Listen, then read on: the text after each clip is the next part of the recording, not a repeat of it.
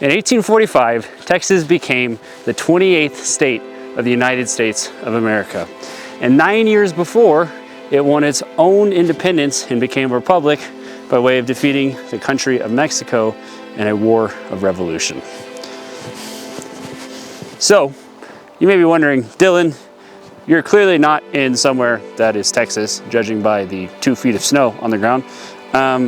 What are you doing here? And you're right, I'm not in Texas, but this does, in fact, have to do with Texas. Many a Texan has probably seen this map. This map shows the territorial claims of the Republic of Texas immediately following its claimed independence. These claims stretched from New Mexico to Colorado and all the way to even Wyoming. Texans driving to Colorado and New Mexico is arguably a tradition at this point, and as any Texan who has done this drive knows, it's quite a journey.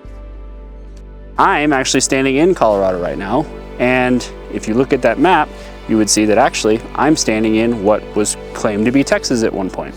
When I mentioned that map earlier, notice how I said the map of Texas claims. That's a very important word distinction because that's what that map is. It's a map of claims, and claiming doesn't mean you own it. So how could Texas claim to own or even police lands this far away from its capital? And that's the purpose of this video. Let's find out.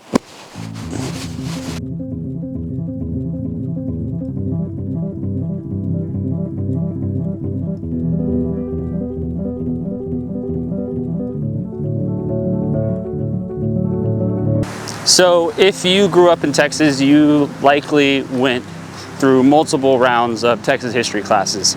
And in those classes, the Republic is kind of a footnote.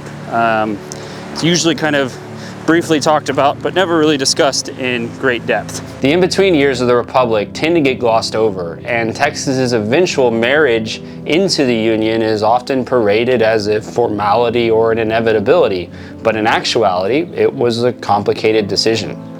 See, to me, those in-between years of the Republic are super fascinating because Texas was thrust into a geopolitical maelstrom, and this new country born from rebellion was now trial by fire between a very angry, rightfully so, Mexico, a manifest destiny United States that was gearing up for what would soon become the Civil War and all the slave rights things that were going to stem from that, and then also being used as a political pawn by the countries of Europe, such as France, Belgium, and the United Kingdom. And I want to be clear here, I'm not trying to give any credence to any of these alternative history theories of, oh, if Texas had just done this or Texas had just done that, Texas would still be a republic today, because I think these all ignore the realities of the situation.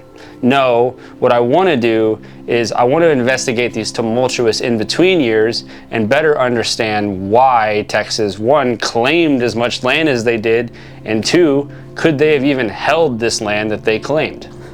I want to apologize and acknowledge in advance that I'm just going to have to skim over and kind of abridge some important details. The 1800s are obviously a very formative time for the continent of North America. I can't possibly cover every single geopolitical thing that goes into this, so just bear with me. Texas claimed territories as far as Wyoming, even though the general Texian identity was confined to a very small area of what we would mostly consider central and southeast Texas to this day. Modern-day Steamboat Springs and Aspen, Colorado, for example, would be a part of what would have been the original claimed lands of the Republic of Texas. In actuality, the few peoples that lived in these newly claimed lands likely did not know of Texas's existence, and even if they did, they definitely would not have acknowledged any laws or government that the Texans tried to pass upon them. Texas's war for independence was, to be totally honest, kind of incredibly lucky. Santa Anna's own ego and self-described image as the Napoleon of the West, often causing him to make massive blunders and mistakes, which ultimately led to situations like the Battle of San Jacinto, where he and his forces were overrun in 17 minutes. While the Mexican, Texan, and American conflicts are super important, I'm not going to go down that rabbit hole in this video. We'll keep it a little more high level. That'll be a subject for another video. What's important to know is that although Texas claims all of this land on this map, in actuality, Mexico only recognized, to some extent, this territory.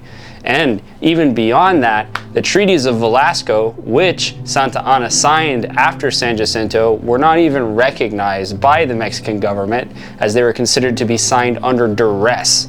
And the thing is, as I said earlier, claims are only as strong as your ability to enforce them. The western claims of the Republic stretch as far as Santa Fe, and anybody who's made this drive in the modern day knows that this is a vast, unforgiving stretch of nothing. To make this journey back then would have taken considerable time and considerable amount of resources which the Texans usually did not have. Here in western Colorado, another 400 miles north of Santa Fe, we've traded the vast empty nothing and desert for the Rocky Mountains and the subsequent mountain passes. Most of this, even to this day, is impassable for parts of the year due to snowstorms, and that's with modern infrastructure. This doesn't even cover the extremely large swathes of Comancheria land in between Texas and Colorado and New Mexico that are controlled by the Comanche Indians at the time.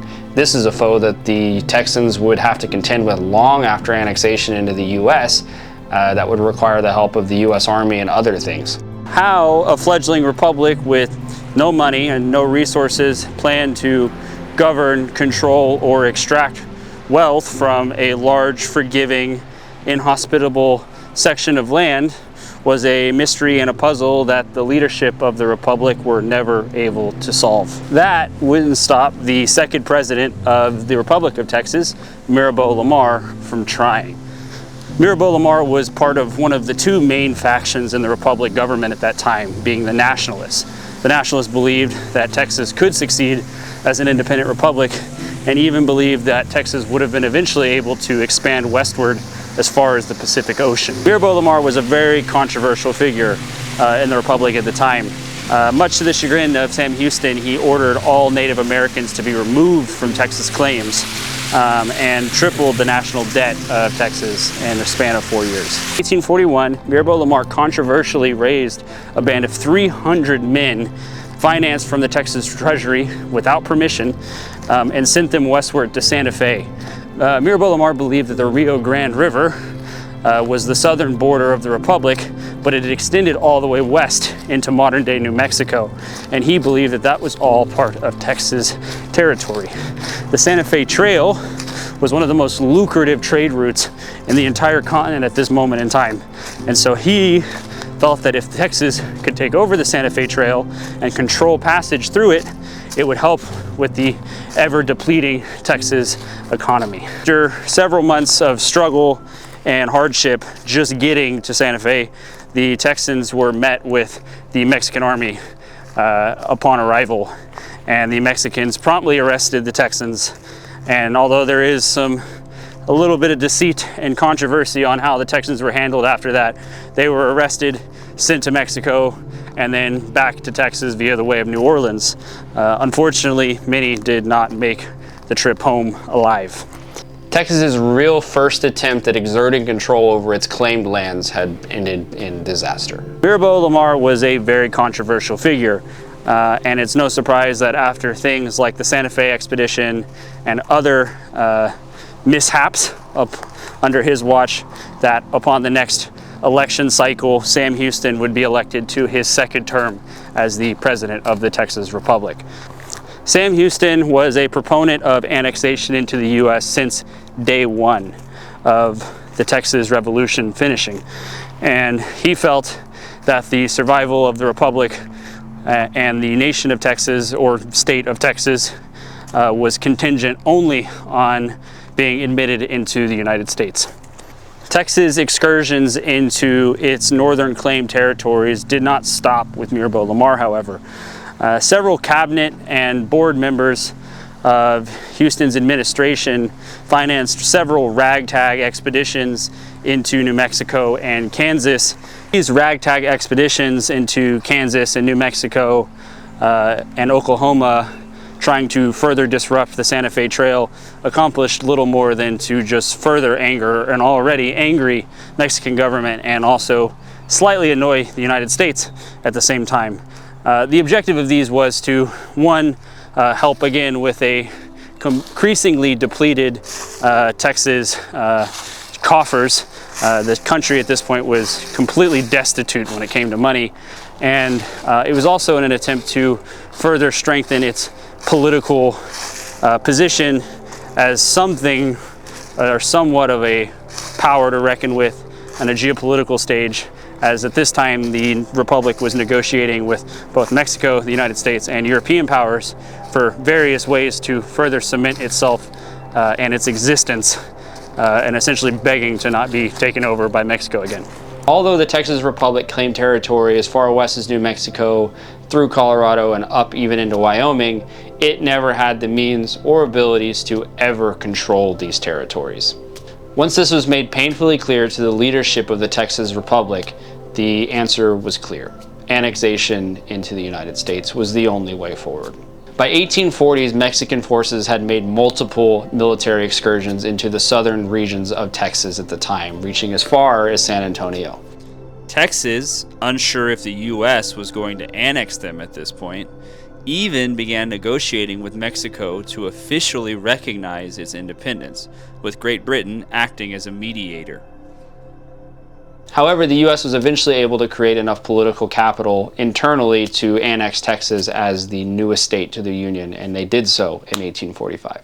So in 1845, Texas was annexed into the Union, and it would cede all territory not presently part of its current-day borders. Years later, U.S. and Mexico would fight one more war over the definition of the southern border of Texas, whether that's the Nueces or the Rio Grande, and ultimately, with the U.S. winning said conflict, the Rio Grande was set as the final border of Texas to this day.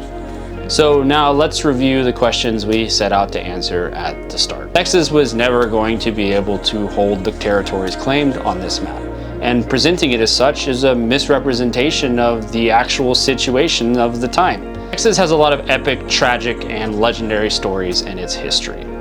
The folklore of the Texan Republic and the Texians who fought for their independence permeate into Texan culture to this very day. But I think it's important, very important, to separate the myths from the facts and understand things as they were, not as they've been told. Legends and myths are exactly that. They're legends and myths.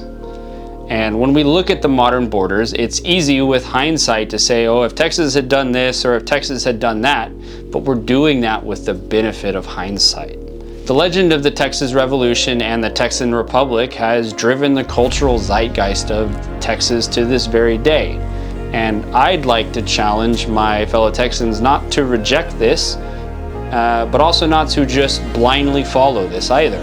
I would challenge you to look at it and ask who, the what, the why, and the how. And part of that, but certainly not the only part of that, is to understand that this map does not represent the Republic of Texas. In fact, this map is a cartographical representation of the exaggeration of the Republic of Texas. Only by understanding this can we actually learn from history and its lessons, and only by understanding this can we actually appreciate Texas and how it came to be.